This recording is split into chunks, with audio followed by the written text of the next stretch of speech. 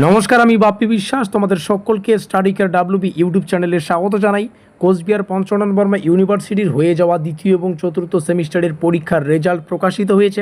আজকের এই ভিডিওটিতে আমরা ডিটেলস আলোচনা করব। তোমরা তোমাদের রেজাল্টটা নিজেদের মোবাইল ফোন থেকে কিভাবে চেক করবে।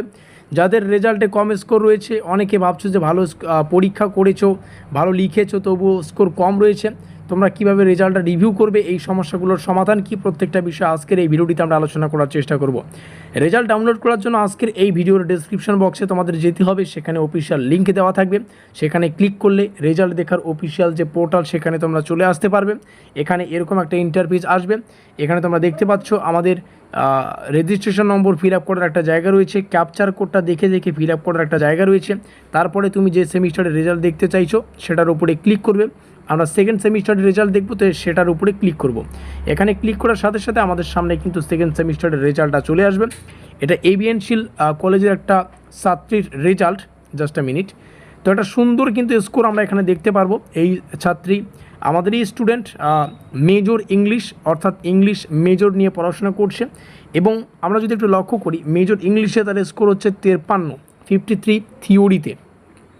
মাইনরেও কিন্তু একটা হিউজ স্কোর আমরা দেখতে পাচ্ছি।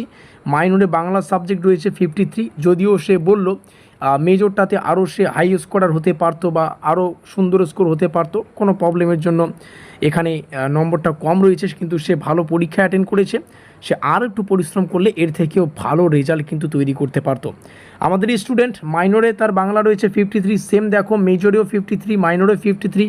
ভিএসসি বলে সেকেন্ড সেমিস্টারে একটা সাবজেক্ট থাকে, সেখানে 32 আউট অফ 35, 35-এর মধ্যে পরীক্ষা, সে 32 পেয়েছে। একদম ঝাক্কাস রেজাল্ট। এটাই হচ্ছে বদ্ধ ঘরের পিছনে করা পরিশ্রম, একটা সুন্দর রেজাল্ট কিন্তু নিয়ে আসে। এসএসসি 34 এখানে আমরা দেখতে পাচ্ছি। এবার ওভারঅল আমরা যদি মার্কস দেখি, তাহলে 296 পেয়েছে। পার্সেন্টেজ হিসাবে 84.57 কিন্তু পার্সেন্টেজ। আর এভাবে চললে অবশ্যই অনার্স উইথ রিসার্চ নিয়ে পড়ার স্বপ্ন রয়েছে। আর খুব পরিশ্রমী একজন ছাত্রী, আমাদের নোট নিয়ে খুব প্রত্যেকটা বিষয়ে পড়ে, আমাদের নোটের বাইরেও সে এক্সট্রা করে পড়ে, আর জবাব নেই। তো যাই হোক, এই রেজাল্টটা তোমাদের সামনে শেয়ার করলাম যাতে তোমরা অনুপ্রাণিত হতে পারো যে সুন্দর রেজাল্ট আসলে দেখতে কেমন হয়।